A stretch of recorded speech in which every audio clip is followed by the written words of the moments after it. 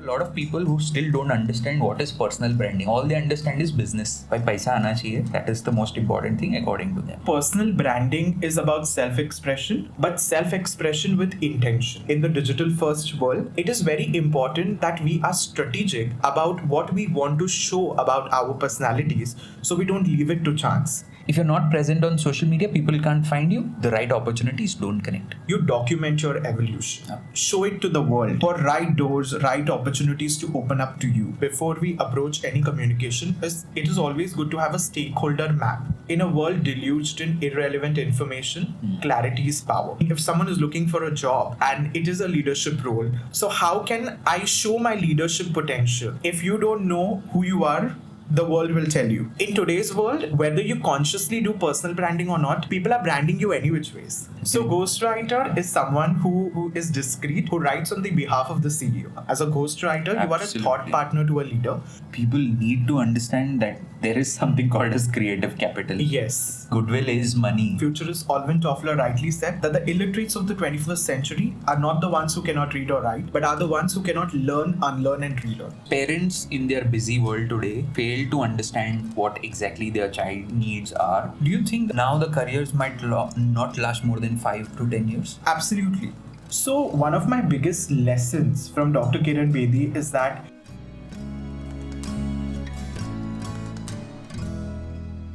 today, I am thrilled to welcome Mr. Rahul Bagwe to the Visionary World podcast, an independent consultant, personal branding strategist associated with the brand called You.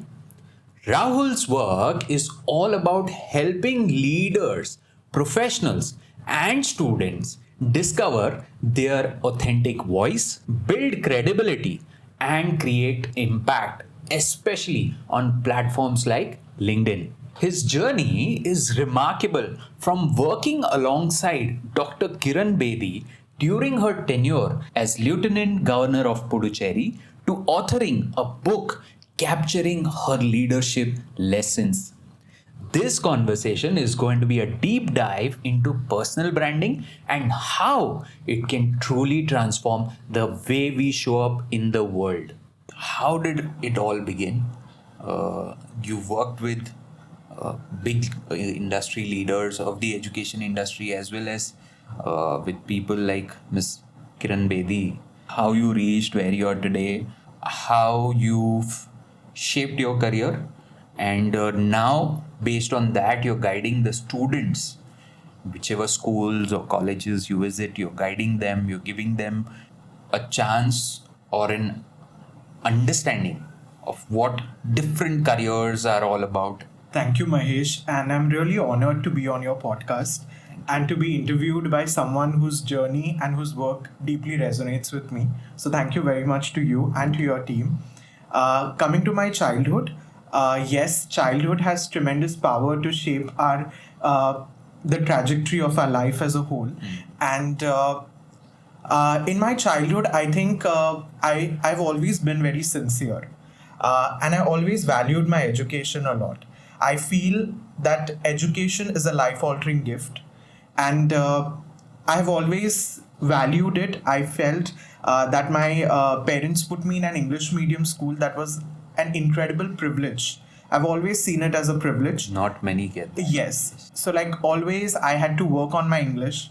I had to always... I always was looking at ways to express myself creatively, and which does justice to my personality. My emotions had names, so I could express myself well, and it also enabled me to understand myself very well. And how did you realize that you can express well? What was that point which made you realize that? I studied from St. Xavier's Andheri, which is a part of Ryan Group of Schools. And Ryan has been a pioneer in holistic education. So we had the education of the heart and the mind. So it was the whole brain that was developed. And my school gave me enough opportunities and platforms to express myself. I participated in sports. There was nothing called as extracurricular. It was blended in the curriculum.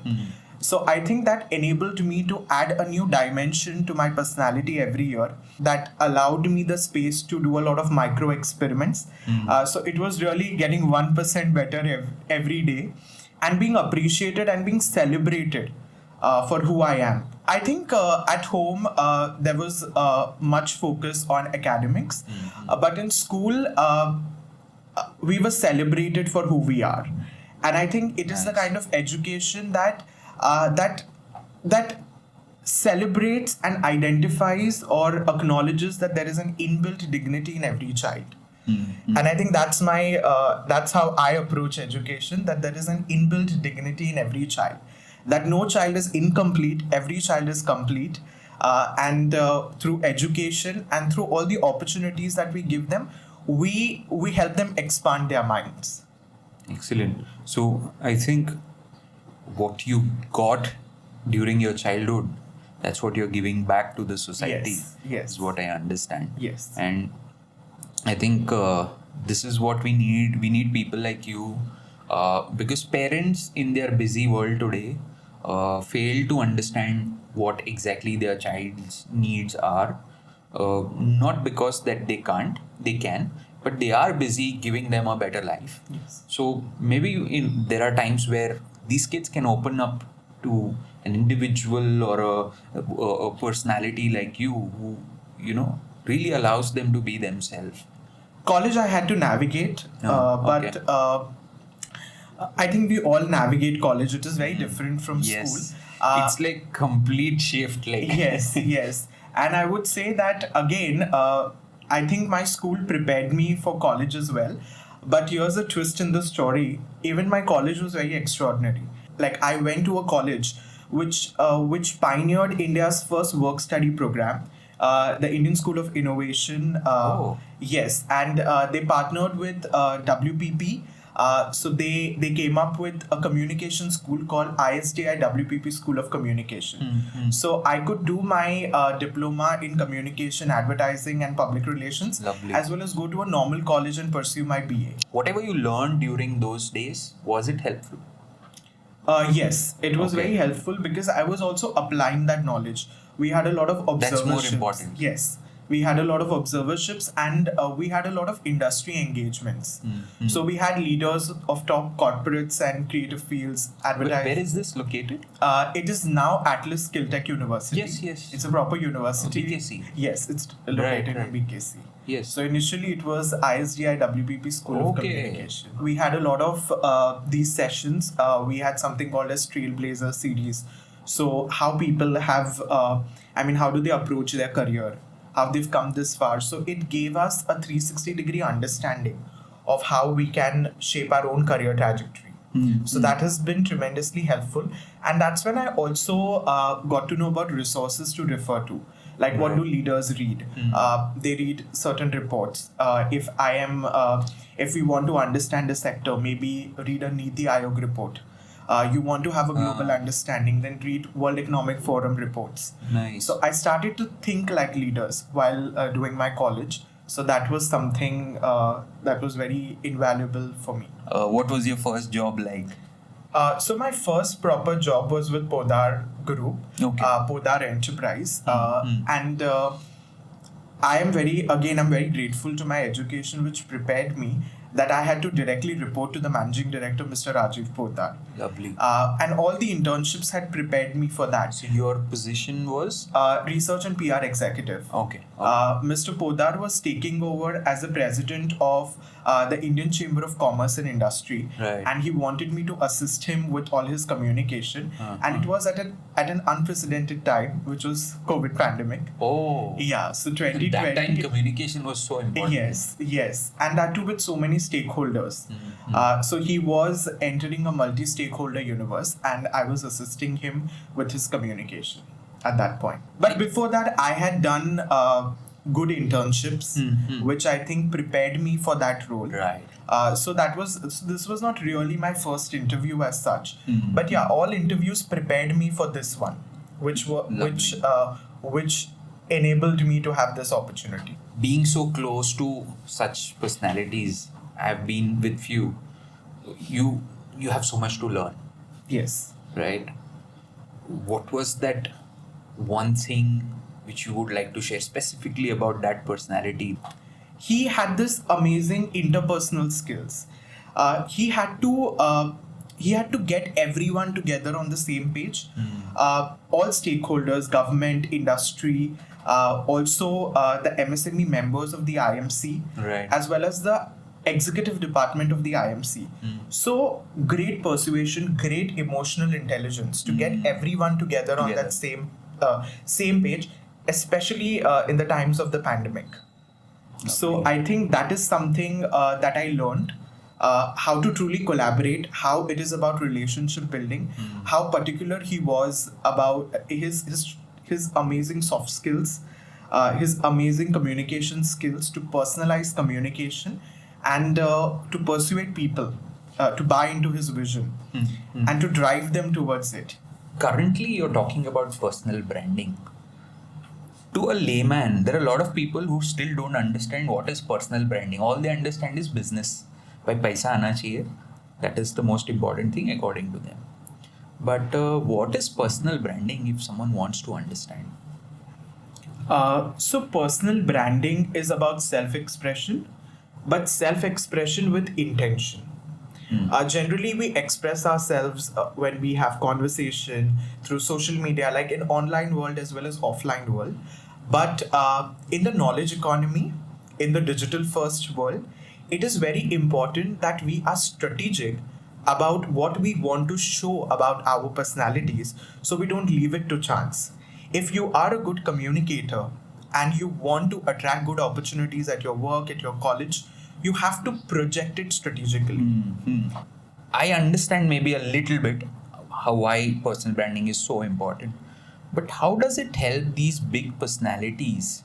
Or can it help even a small young entrepreneur who's, just started his business?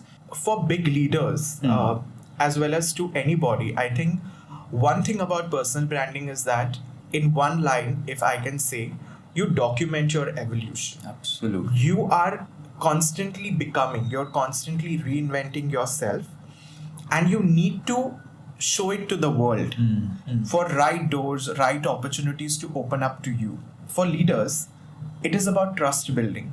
So every day you have to empathize, you have to ensure that your communication is sensible, just not about saying the right things, but being sensible in your communication, cultural sensitivity, situational sensitivity, all these things matter. So you really understand the sentiments of the listener as well. Yes. That's Yes. very, very important. Yes. And let's say I want to work on my personal brand. Maybe you've seen me a little bit wherever, however, I'm still not that great in it. I want to work more on it. What kind of suggestions would you give to a person like me who wants to make it big in the education industry? Is what kind of topic should I talk on?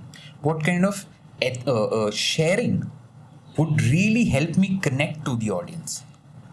So it is always good before we approach any communication. It is always good to have a stakeholder map. In education, we have students, their age group, then teachers, then we have industry bodies. As an entrepreneur, if you would like to connect with industry bodies, then schools or colleges where you want to, which organizations you want to target, institutions that you want to target. So if there is a stakeholder map, then you can organize your communication. So if you are targeting teenagers, it could be more on understanding their emotions, emotional intelligence, how it about creativity, about 21st century skills. Then if it is with the industry body, when you are communicating with the industry body, it could be about the data that they have already published. If Niti Aayog has published a lot of data, I think they've also come up with a booklet for 21st century skills. Right. So you could probably share that on your LinkedIn and appreciate That them. was my next question. Yeah. Which social media would you Yeah. suggest? LinkedIn, I think it depends on how you want to, Instagram could be communicating with teachers and students in a very creative way, and LinkedIn could be overall documenting our journey. Okay, I took this session with the students. This is how it is. More of the appealing the mind, and on Instagram could be appealing the heart. And the emotions. Got it. Because the audience is completely different in comparison to Instagram versus LinkedIn especially. Yes. So in today's world, digital footprint is expanding. I mean, if someone wants to know about someone, like we connected via social media, and if you're not present on social media, people can't find you. The right opportunities don't connect. Are there more reasons why one should just not avoid personal branding and do it seriously and with right professionals like you? Why is it becoming so important every day? First of all, in a world deluged in irrelevant information, clarity is power. हम पहले बात करते थे that we don't have access to opportunities. Now we all agree that there are plenty of opportunities out there. We have to make these opportunities accessible to us. And therefore, we have to be clear internally about who we are and clear about what we want to project or what we want to, highlight of our personality to the world. And therefore, personal branding is a necessity because there's too much over communication happening. Also, misinformation. Yes. That's how we build a brand. When we document our evolution, people come to know, okay, this person can also do this. So, okay, that expertise we can, if someone is looking for a job and it is a leadership role, or so how can I show my leadership potential on my LinkedIn? Because recruiters eventually go through your LinkedIn apart from your resume. So how instantly you can build trust. Instant credibility. I think that's the most important word. Yes.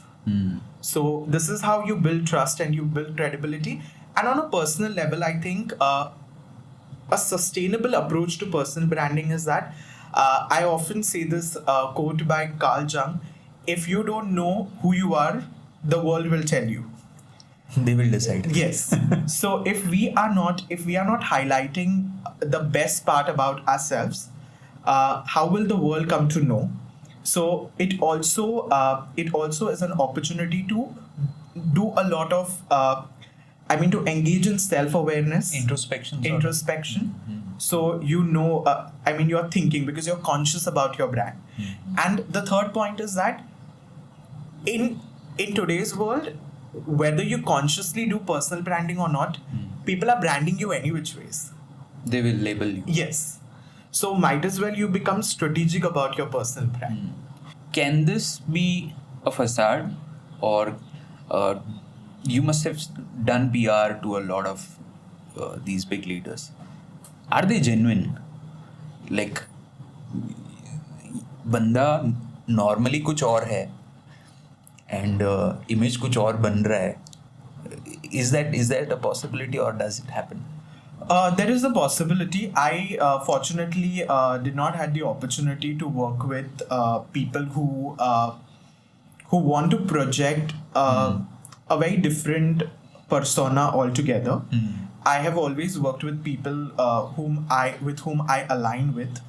Lovely. I think you already filter when you're working with them. Yes, that helps. And I think that alignment is very, very important because you are a thought partner. As a ghostwriter, you are a thought partner to a leader. Every leader is multidimensional, but a leader decides which facet of their personality they want to project in terms of their profession and everything. So I think at the end of the day, it is very strategic. So you've been a ghostwriter.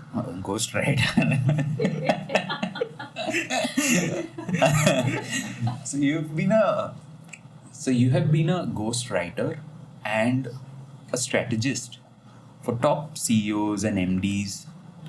How did you manage to get into those boardrooms? What made you really even believe, or how did you get into that mindset that yes, I can be their guide? A lot of tedious work. It is about being very sincere, being very reliable, and being very trusted. These are the first three qualities that I have in abundance, and I'm also very discreet. Hence, I'm a ghostwriter. Apart from that, I am a great note taker. So that trust is built when you are a great note taker. I think anyone can become a ghostwriter to these CEOs and managing directors when you do a lot of research on them. Second, when you understand them. There's one thing to do research, and the second thing is to understand them, and the third thing is to internalize their voice. Just for the audience, if you could quickly explain what is ghostwriting. Because I also mispronounce ghostwriter. For me also it's a new term. Can you quickly explain that? So ghostwriter is someone who is discreet, who writes on the behalf of the CEO. Their thought leadership, their content, their interviews, etc. So you are more like a thought partner, but you don't give out your name. I've also written. You can. There is tremendous scope. You can ghostwrite a book. You can ghostwrite tweets. So I do all that. It's a great opportunity to learn a lot. That's how I've always seen it. I started very small. I used to assist my own school principal. Okay, we are doing this event. Okay, I'll write and give you. Because I have the context. So I'm saving her time. I'm making someone's life easier. And it's very difficult at times to express what you have in your mind in those words which would really connect. Correct. Someone who's just a common man today, and if he wants to become a leader, what are those few things, if he practices or she practices, can become like them? Ruthless focus. Being very, very focused, being very intentional about one's life, about one's career, and meticulous preparation. Never taking anything for granted. Like investing in a thought partner like me shows that how much a leader cares about the way he or she is going to engage with people. That he's invested in another person to give him everything on one page. So meticulous preparation, never taking anything for granted are the two top qualities that I have learned from leaders, and I encourage everyone to develop this. Because fortune favors the prepared mind. Third would be big picture thinking. I think big picture thinking is something that differentiates, a great leader from a manager.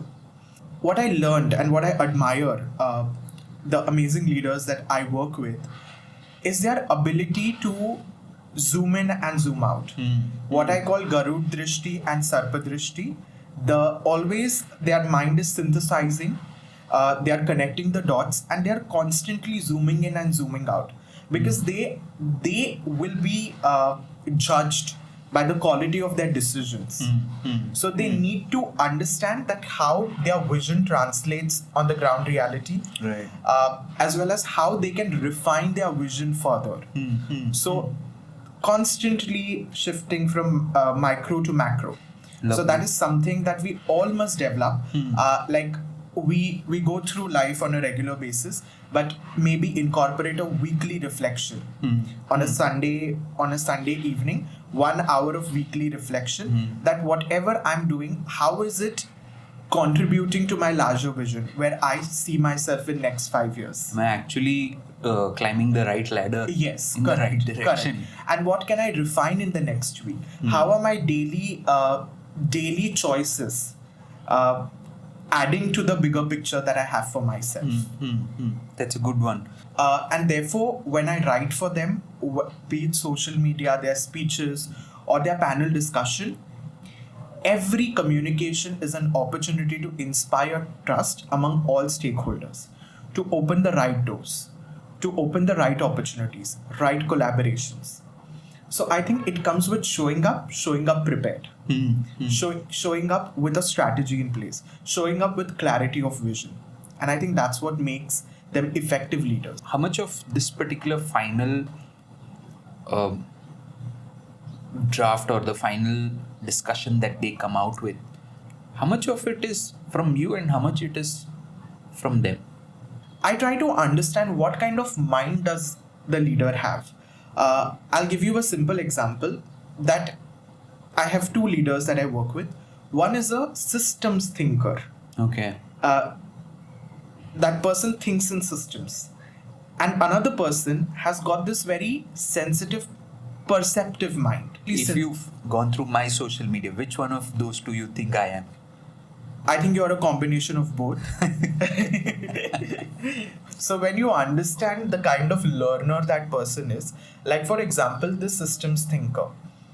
The systems thinker will focus a lot on the what and the how. Like that person will need more data to say, okay, this is what I mean, this is what I mean. So their decisions will be based on data Yeah. and data only. Yes. 90%. Yes. And also every piece of communication will have a lot of data. Persuasion will, they will persuade people with a lot of data. A person with a synthesis, a penchant for synthesis will always focus on the why. They will get to the bottom of everything. They will do first principles thinking. They'll get to the root of how did education started on the first place. How did this sector, what is the origin of this sector? So they will have these lens. So that's how I prepare. Like when, like if I have to prepare a communication piece for a systems thinker, I will have a lot of data. And from the sources which they refer to. So they will be, so I generally ask them that what are the kind of newspapers you refer to. So if that person tells me Live Mint and ET, so I will be researching for examples and data on those. Because then they are data oriented. Yes, yes. And the big picture thinker or with a penchant for synthesis, I will ask them, okay, the language preference in terms of language. Then what kind of books do they refer to? Their core beliefs, their core values. And that's how I will design the communication accordingly. What are their thoughts? Yeah. How can I add better words to articulate it well? So once you've understood, they may not even give you things. Yes. You can, maybe that whatever document has come, that entire script is done by a ghostwriter like you. Yes. Amazing, amazing. What are the strategies of these leaders? How do they build trust for the investors that they work with, for the team who works for them? It's important that the team also trusts them. This reminds me of a quote: a leader is a dealer in hope. There has been a tremendous focus on the why, because if they are not clear about their why, how are they going to rally people around their vision? And that why needs to be reinforced every single day by showing up. They become an embodiment of that value system. If they expect people to be disciplined, people to have a very strong work ethic, so they need to embody this. So leading by example is something how leaders build trust. Plus, doing a lot of writing, updating the investors on every milestone and the learnings from that milestone. When you are constantly documenting your reflections and your takeaways, and you're sharing it with your team, your investors, and all the stakeholders in ways, be it through newsletters, through emails, through social media. So whichever platform people are, they understand. So there is different forms of one communication. Your reflection are in different forms for different people, so that it reaches out to different people. So that showing up is what I mean by showing up. Lovely. And that will definitely build trust in people. I think my few mistakes in my previous business ventures were communication, where I haven't been able to communicate well because I was so busy in the daily hustle, where I didn't remove as much time to communicate to, it could be investors, or it could be at times some employee who had some issues. We need to understand that yes, we have to focus on communication. It's such an important pillar to a leader's success, I believe. So how, according to you, a leader becomes credible? Is it via expertise or visibility? So there is no either or. Visibility and expertise go hand in hand. there will be times when we can get carried away with by visibility, but we need to cultivate that depth.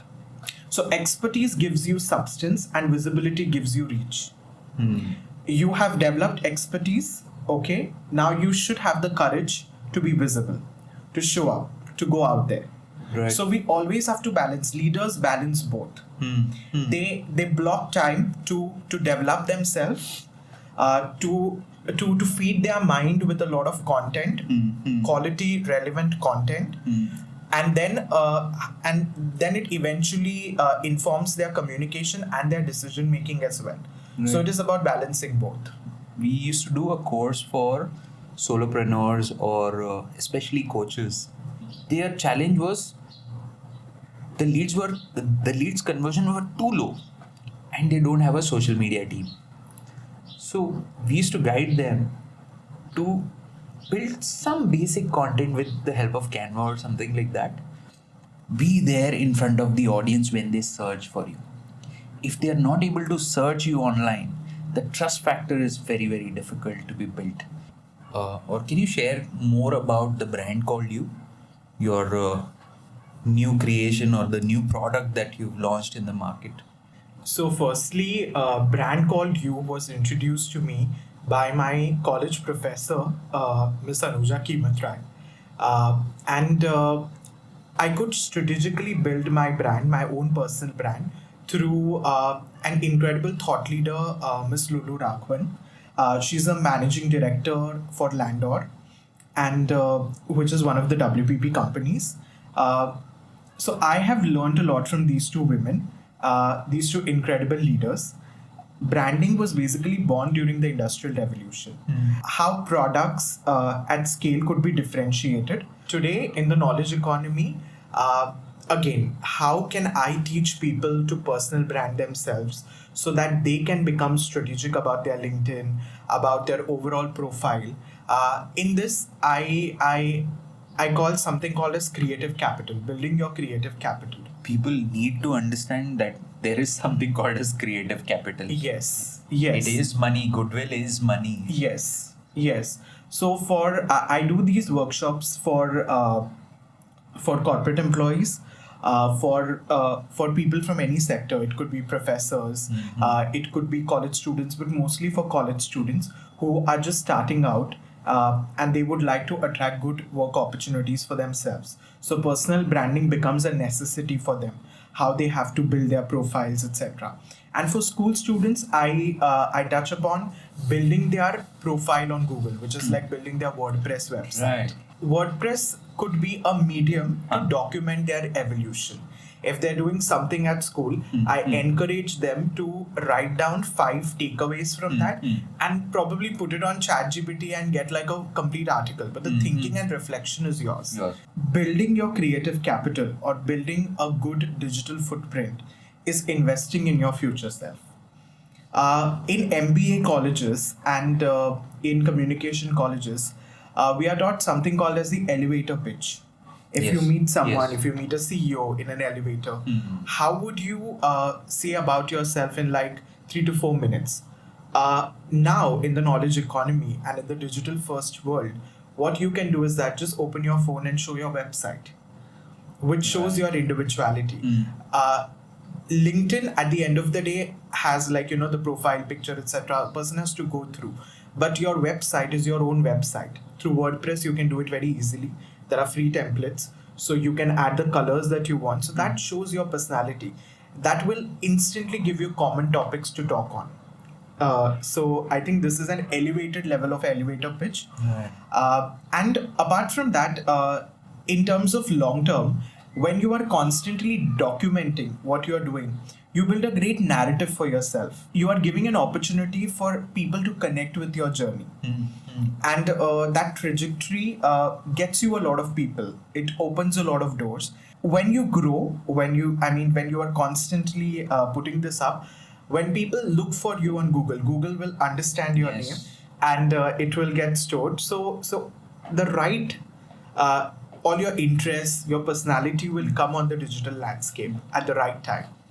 Any transformation story that you would like to share it could be from your students, or it could be from the kind of leaders that you worked with, that you feel really proud of, and that you did this impact? My every workshop is a surrender. In every workshop, I see multi-ferocious potential of every child. I personally enjoy Brand Called You with children because I often start the workshop with, don't think I'm here to complete you. Don't think there's something lacking in you. I'm here to teach you something. No, nothing all that. I'm here to say that you are enough. We are going to repackage you differently. We're going to give you new lens to look at your own self. So it takes off the pressure. The children are relaxed, they're comfortable, and they are complete already. So that is me respecting the inbuilt dignity in them. So, and when I see that, when they're relaxed, that is one thing that I like. The second thing is when the workshop gets over, that feeling that they have when they come and tell me that, oh, this is all already in us. So that is tapping into children's intrinsic motivation and basically enabling them to take the authorship of their own narrative. It is basically narrative building, basically owning one story and not letting all the labels define them. So what kind of activities you do during this particular session? So one activity that has worked very well is that when I take this workshop, children speak about self-doubt. They speak about peer pressure. They speak about social media validation. And I have realized that personal branding and everything will happen, but how do you speak? What is your inner voice like? Because our inner voice is shaped by our teachers and parents, and that may not always be positive because we are constantly measured, we are constantly pigeonholed. But at the same time, we have to nurture our individuality because that is something that is valued in the fourth industrial revolution, in the landscape that we are operating in. So that is a necessity. So what I generally do is that I ask them, what is something that is holding you back to reach your full potential or to be the best version of yourself? You write it down. So they write it down, whatever is holding them back. And then I ask them to turn the paper and write, if your friend is struggling with that doubt, how would you guide that person? It's easy to guide the other person. Yes. And that's a very good idea. Yes. So today what is happening is that every piece of communication that teenagers, children are exposed to, and in general all of us, tells us that we are incomplete, we need this. In fact, the objective of marketing is to create a need. More. Yes. Sell more. So in this environment, it is always good to know that you are complete and approach growth with a sense of completeness than incompleteness, because then you become very, very insecure. Yes. When you feel you are complete, I'm complete and I want to grow, it should be expansion of mind and not growing the mind. Complete and grow. So I think that should be. So how does personal branding also help them? Like a student will tell you, like, I lack in this, or I'm not good enough, or I'm not good at this. You can reframe that narrative immediately. Please don't say I'm not good at this. I'm getting better. I'm trying. So you are becoming. So through personal branding, I try to instill in them this mindset of becoming. We are all a work in progress. But that needs to be fueled by a sense of completeness, by a sense of contentment, and not insecurity. Otherwise, it will keep you always insecure. I give out feedback form where they can write to me. So, and this workshop is a 3-part series. So with every workshop, I get to know the child better. And the children open up and they speak about, this is what is bothering me. How can how this setback can be converted into confidence building. So Right. basically, how to convert your wounds into wisdom. So that gives me an insight into their inner world as well. And therefore, personal branding becomes like an inner transformation. How does their inner world look like currently? I think what I've realized is that there is a lot of children are very overwhelmed. There is a lot of over communication about everything. So children are confused. Change when it comes from all sides is very unsettling. We adults are ourselves going through so much uncertainty. So it becomes very, very important that we democratize personalized mentorship. Yes. Where there is structured learning, because there's so much information on every topic. There are YouTube videos, there are tweets, there are vlogs, and there are blogs, etc. To the government schools, we are doing a project with Rotary Club. That's what even we are giving those kids. One is an opportunity to explore careers in coding and AI, designing, robotics, blockchain, animation. These are the areas we are allowing them to explore, and we are giving them a proper structure.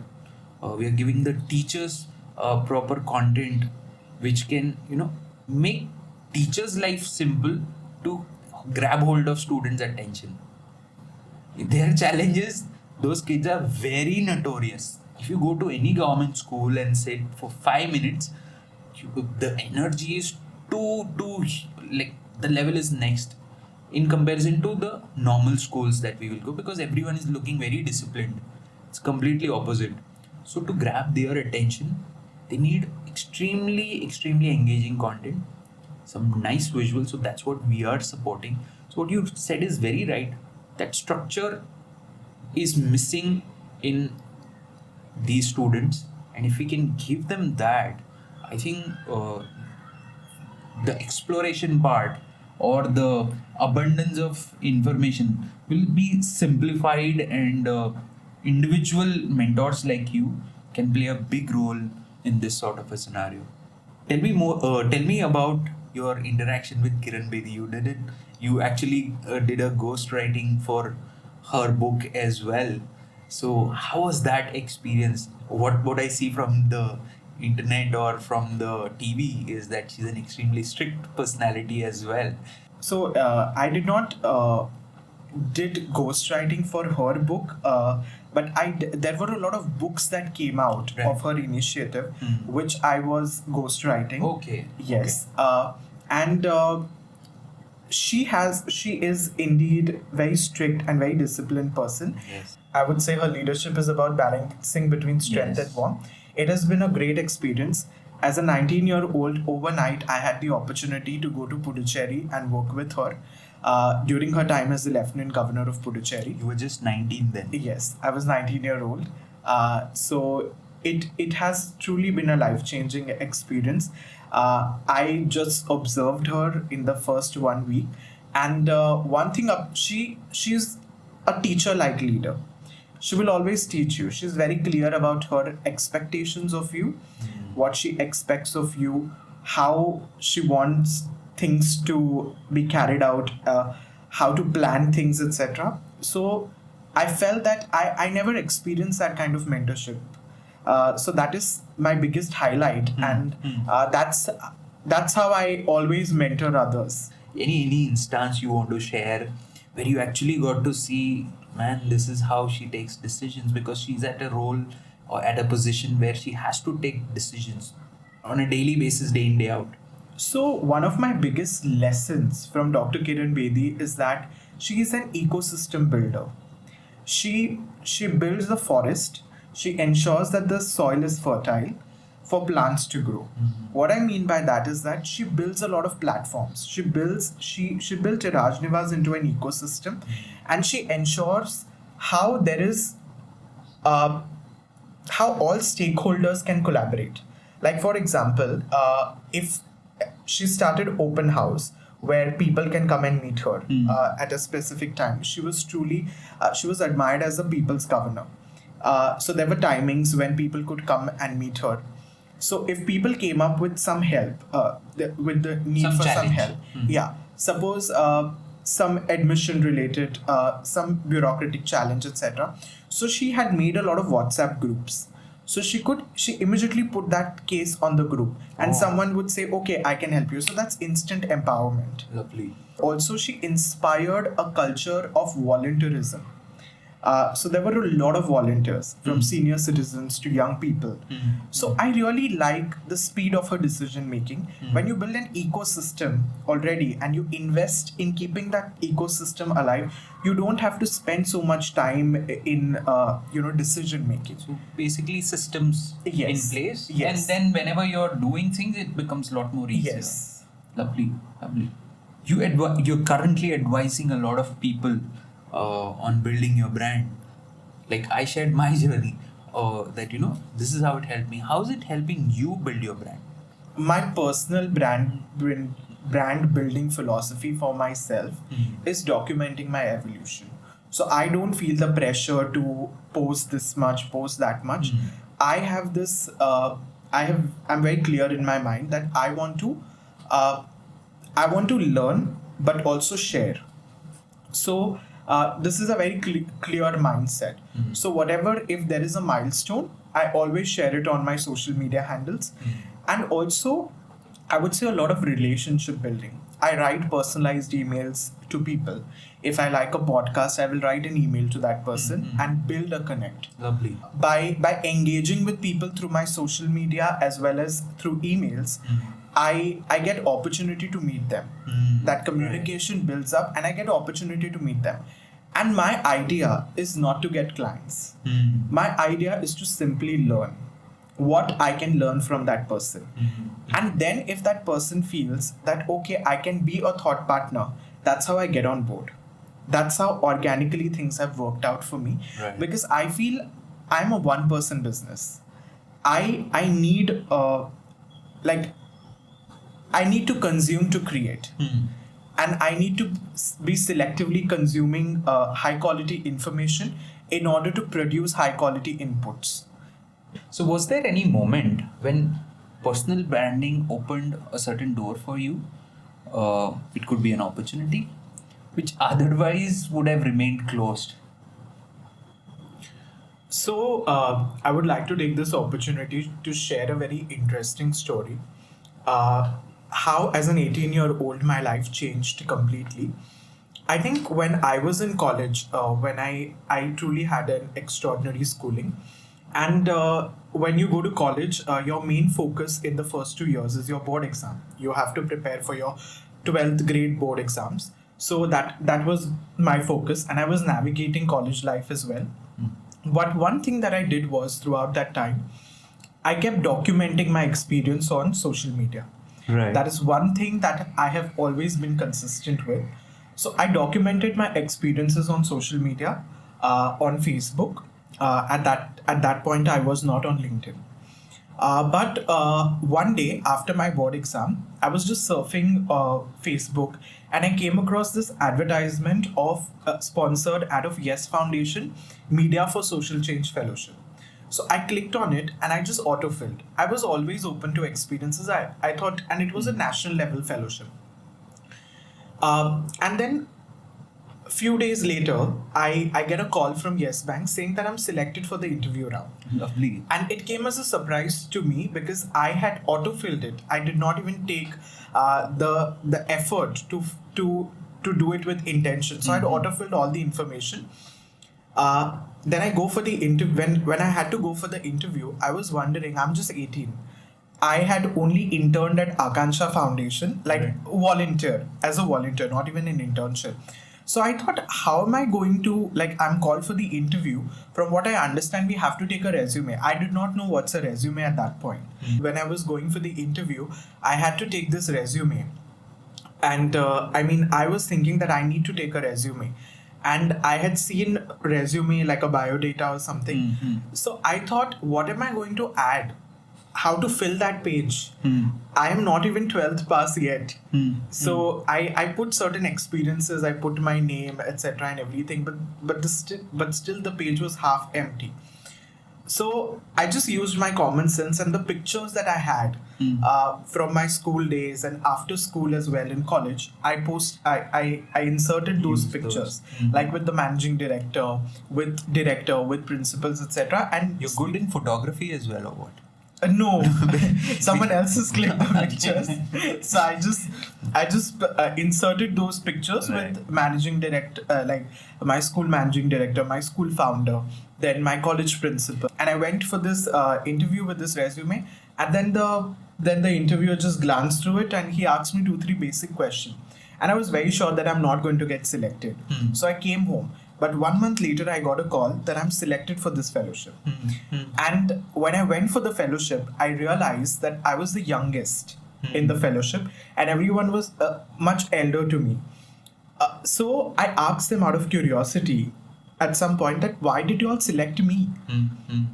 So then this person told me that if you remember,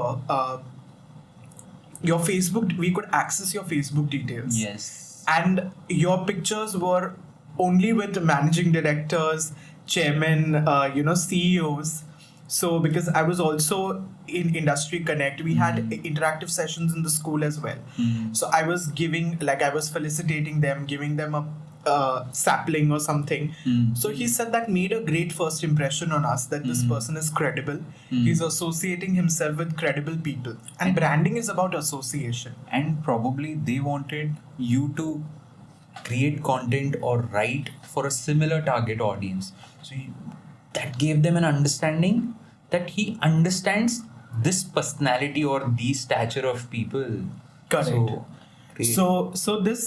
So that happened, and I did the social media for social change fellowship, which was by Yes Foundation, the CSR arm of Yes Bank. After the fellowship, another thing that happened with me was that by that time I got on LinkedIn.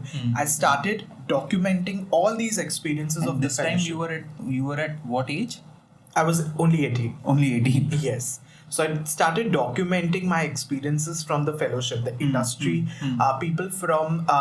That's when I got connected with the Indian School of Design and Innovation, the ISDWPP, Yes. because their professors used to come to guide us. It was in collaboration with this college, and they had scholarship for postgraduate program. But I was thinking if I could get into this work study program and do my college, that would make me job ready. Yes. So Yes. I wrote to them that I'm keen. After my fellowship, I wrote to them that I'm keen, and I pursued them relentlessly. And finally, Yes Bank awarded me a full scholarship to study at that school. Wow. So So you went to ISDI with the scholarship with Yes Bank. so I was Lovely. I received the full scholarship.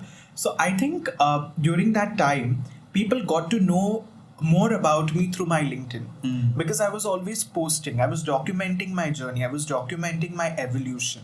So that's how it created that credibility. The professors knew me. The Yes Foundation people knew me. The other stakeholders knew me. So they could take a chance on me, and I'm very grateful to them that they took a chance on me. And I could Fortune do favors so much. the brave. Yes. So that, and then I've never looked back. I have always had opportunities coming to me. I became a magnet Yes. to attract all the opportunities. This happened the next year. I interned at Yes Foundation. Lovely. So I also got to know, I interned and understood how this fellowship was conducted across India. So that also I did. After that, another summer vacation, I went to Dr. Kiran Bedi. So it has always been about So adding new all dimensions. this happened because you were quietly, working on your branding. Yes. You were quietly documenting everything. You ensured that this was there on visible platforms. When someone is searching for a professional or hiring you or giving you a consulting job, or you want an investor to come in and pitch into your company, they will check your social media profile and they will learn something from there, and whether they will give you the opportunity or no is all depending on this one thing. Absolutely. Lovely. What are the mistakes one does when doing personal branding? Like, you can share what are the do's and don'ts when someone wants to do effective personal branding. Personal branding is just not, okay, I won this award and I have to show my credibility, so I'm going to post about this. One has to live it. Personal branding is a philosophy. I see it as a philosophy. When you document your lessons, you are constantly sharing. You are becoming a giver. Yes. Branding is basically not only your perception. You can create a perception with your achievements, with your milestone, but how you see yourself and how does the world see you. And when you give, then there is word of mouth. When you give, it spreads. Absolutely. So you need, And usually it's you give first, yes, then the world gives you whatever you yes, want. yes. That's how it should be. Yes. Yeah. And second thing I would say, be a giver always, and invest in relationships. Tag people. We can't always keep emailing people. There are times when there are no topics, but you can all be a celebrator. Draw happiness from others' achievements and milestones. Yes. If someone has done a podcast, some senior of yours, your professor or someone whose journey and whose personality resonates with you, write a social media post about them. This is the best way to keep in touch with people. Yes. And this is also being strategic, because these are going to be people who are going to help you out Yes. in the longer run. And do it not for the outcome's sake. Yes. Do it genuinely. Yes. So that and that I've seen whenever I have done things genuinely, as a seva bhav or as something which I didn't expect any returns. The returns were multifold. One cannot even imagine of how much that has given me back. So you're meeting a lot of these school kids and you're teaching them 21st century careers. What are these opportunities and why should they even think about or take it seriously? When we think about careers, we think about various options. So most of the careers that we know of, that students and parents know of, are very sequential, are more bending towards the analytical side.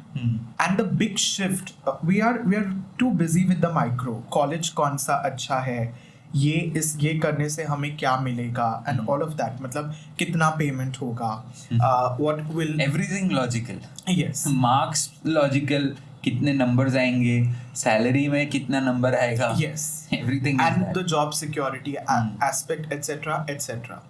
But when we are in the micro, I realize that there is a gap, that a lot of that children and parents and schools need to be oriented with the macro.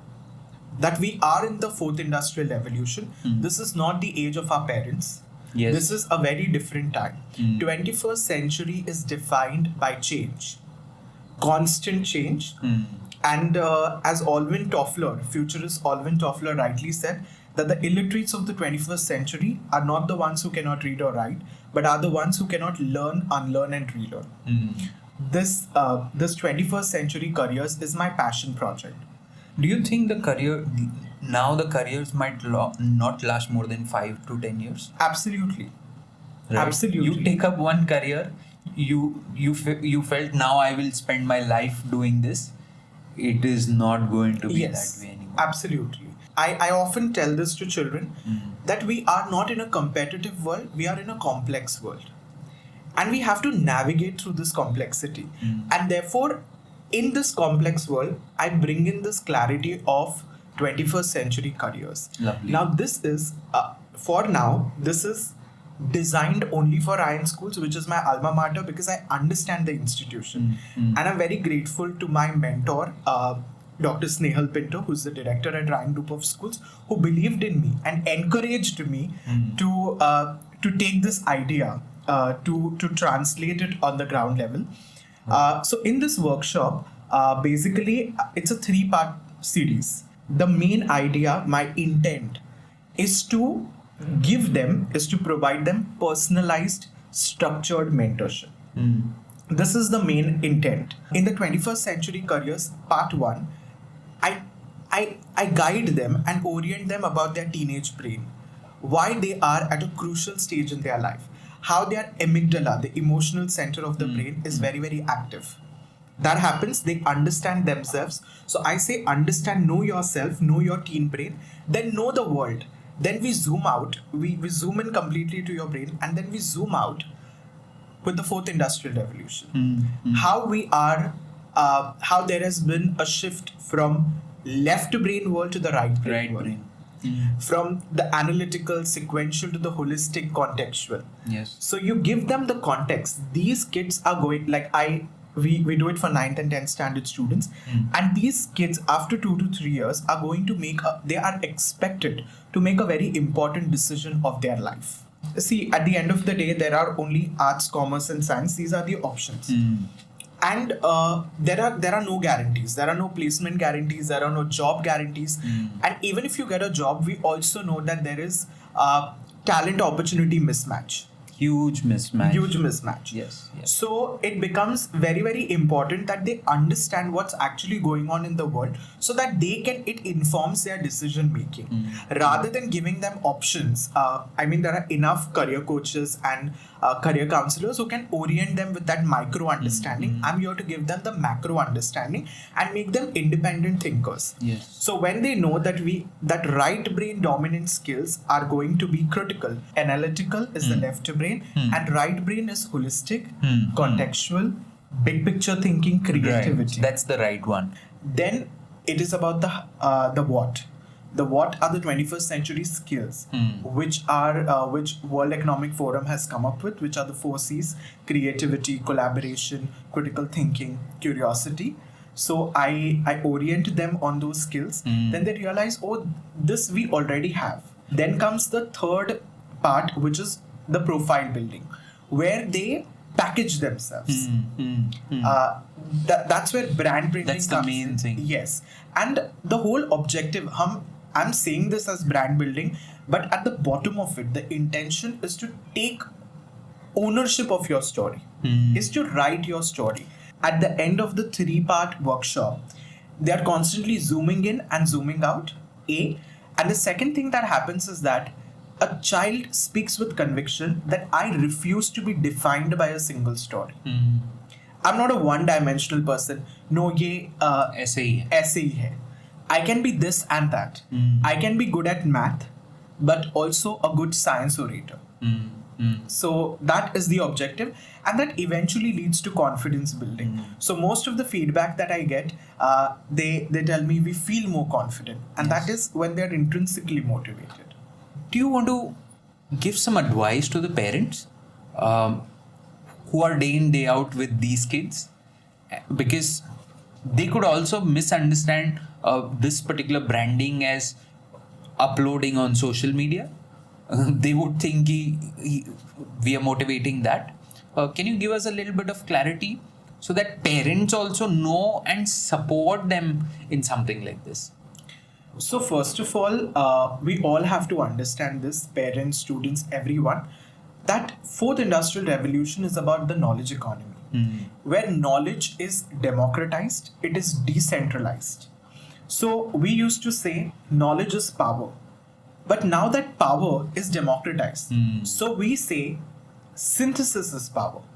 We need to say synthesis, your ability to connect that knowledge and come up with insight, to reflect on it and come up with wisdom, is going to take you far in life. I think we call it critical thinking as well. Yes. You can get to the bottom of things. You can use the 5I approach and you can get at the bottom of things. So basically you have to do reflection, do connect the dots, in order to come up with Steve good Jobs insight. also said that. Exactly. So I think that is a critical skill. One of the most important thing is that now that we are in this VUCA world, which is volatile, uncertain, complex, and ambiguous, where there are no guarantees, it is your ability to reinvent yourself consistently is what is going to matter. Absolutely. Generally, I've seen that, we introduce cybersecurity and this and that. But I think, Buckminster Fuller said this, that don't fight the existing reality. Instead, come up with a new model that makes the existing reality obsolete. So rather than fighting and telling children, don't go on digital, don't go on digital, when we are ourselves in the digital world most of the time, most of the children today, in my experience, have their Instagram profiles. They have Instagram. Parents don't. Yes. So they have, that is the first question I ask. So I tell them that you build now your WordPress profile. I ask them to document their small wins. So they have a documentation of their own trajectory. So you're basically channelizing the energy which was going towards social media. Instead of that, now you focus on building your own brand and your own website and something on a different trajectory you're taking towards. Yes. Good one. Good one. Mentors have clearly defined your life and they have shaped it.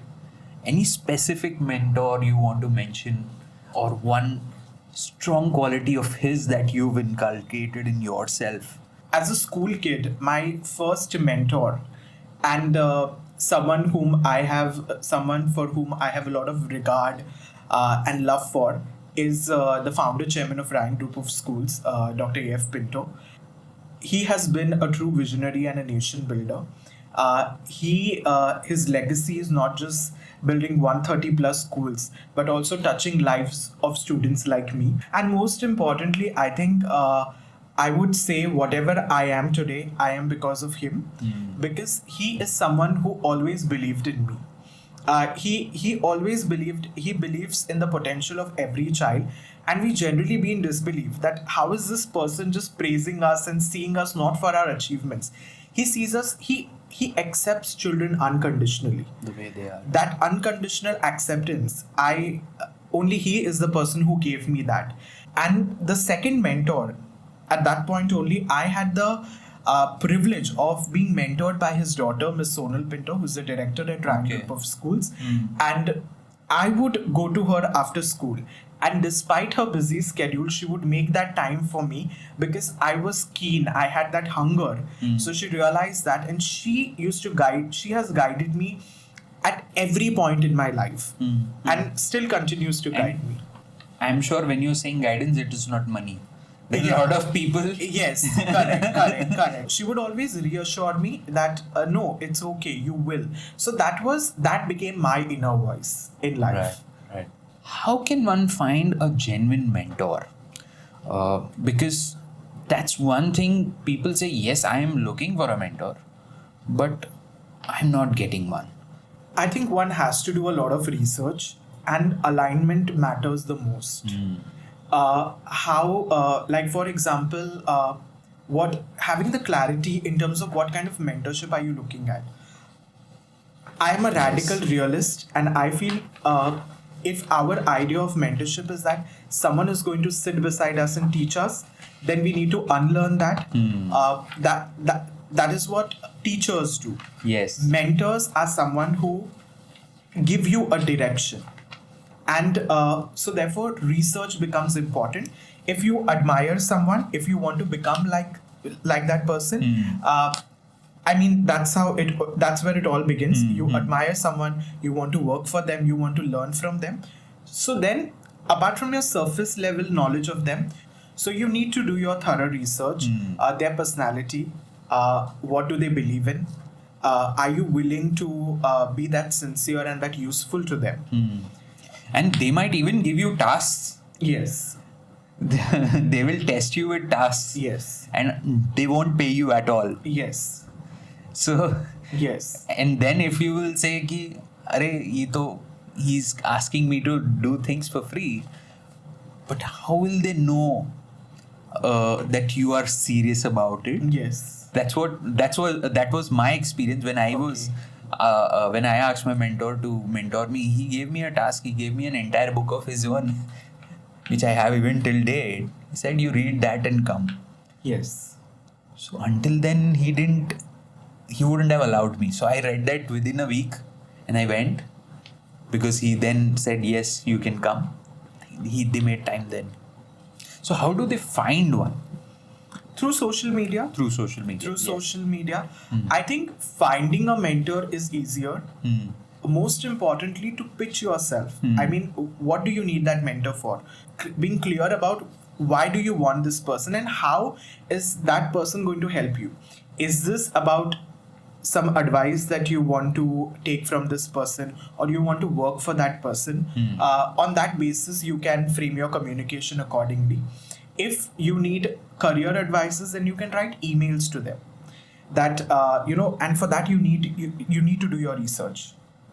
If you have common topics with them, So research means know about them. yeah, no, research on them, Yes. research on their career trajectory. What are common points between you both, so that you have common things to talk on. Yes. That would be my actionable tip. Second thing would be, if the mentor is if that person is inaccessible, so you start tagging them. If there's a podcast that they have done, you start tagging them, write good things about them, what resonated with you, so that starts a conversation. Right. And you can build that. If you want to work with them, if I'm an 18-year-old and I want to work with someone, say after my college, so I can build a relationship from today by Yes. putting them an email. I read this in your book, or I read this in your podcast. Some connect building thing, Yes. and thereafter the Yes. conversations may start. Yes. And third last thing which I will say is that a lot of people get to that stage, but they don't come back. There are a lot of people who want to mentor young people. Yes. But they are not sincere. They do not come back. They don't come back with an email that how it has helped them.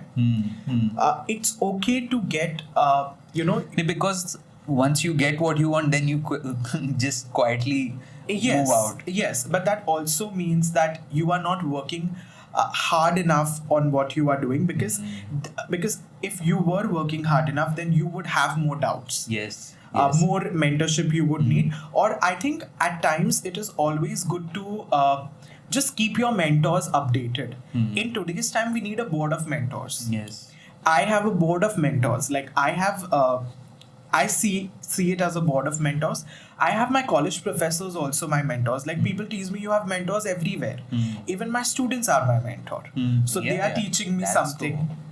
So everyone is a mentor, and I can reach out to that person, but then I need to write that feedback. Okay, this helped me, Yes. so that people can be invested in your success. Absolutely. So currently you're wearing many hats. You're being a founder, consultant, coach, and much more. How are you managing all of these? And what are your future plans as well? If something you want to share about that. I am a relentless learner. That's my core identity, I believe. And everything else is a manifestation of that. So when I am doing a thought leadership piece for someone, if I'm writing an article, the research that goes into it needs focused time. So when I'm doing that, I'm also coming up with insights for my workshop. If I'm writing for say MSME sector, some person in the MSME sector, then I'm also getting some insights for my workshop. So I repurpose content a lot. There are proper systems in place how I operate. Then I have read this book called Building Your Second Brain by Tiago Forte. He speaks about capturing insights. Building your second brain. So Okay. I have built my own second brain on my Evernote, where I capture all the insights. Like for example, if on my way back home, some tweet I liked. Now this is a seed. This has the potential to become like a proper module in the workshop or an example. So I'll retweet and keep it. I'll add it to my if it is that important enough, then I will add it to my Evernote. So I have built these systems in place that allow me to synthesize. There are these kids who can do multiple things. They believe they can do this, that, and couple of things or more than that. You think that confuses them, or that is something which enhances their ability? I think doing many things is the only way forward, Oh, because even new education policy speaks about multidisciplinary learning.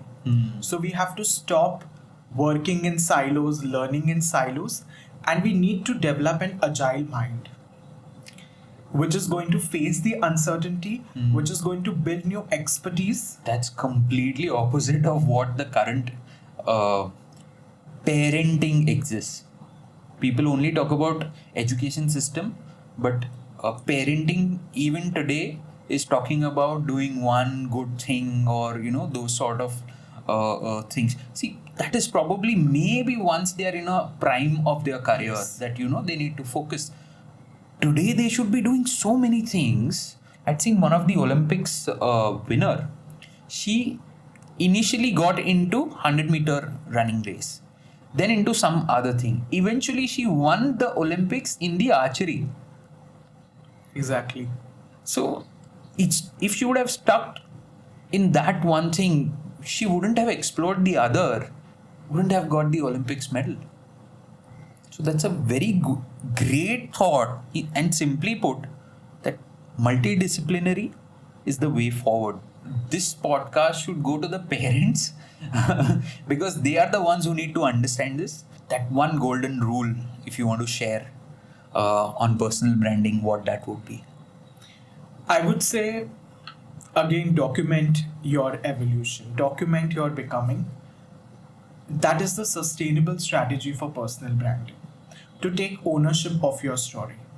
For anybody, this golden rule is for anybody, whether that person is a teenager, a working professional, a vice president in an organization, or the CEO of the organization. We are a work in progress, and we need to document that. That's how we build trust. That's how we are clear about who we are and how we want the world to perceive us. We become more creative, and when we document so much, there is something tangible in front of us. Right. So in itself, it makes you a lifelong learner. You're constantly learning, you're refining. So it's a great documentation of all your small wins and how they all compound for your grand wins. Absolutely. I think that brings us to the end of the podcast. So thank you so much, Rahul, for doing this. Thank you so much. Thank you so much. So that was an inspiring conversation with Rahul Bagwe on the power of personal branding and how it can shape careers and lives. If you found value in today's episode, don't forget to hit the like, share, and subscribe to our podcast so that more people can benefit from these insights, and follow us for more such conversations with thought leaders. And if you have requests for any such guest which you want to see on our podcast, let us know in the comment section. Let's keep building a world where every voice finds its unique place. I'll see you in the next episode.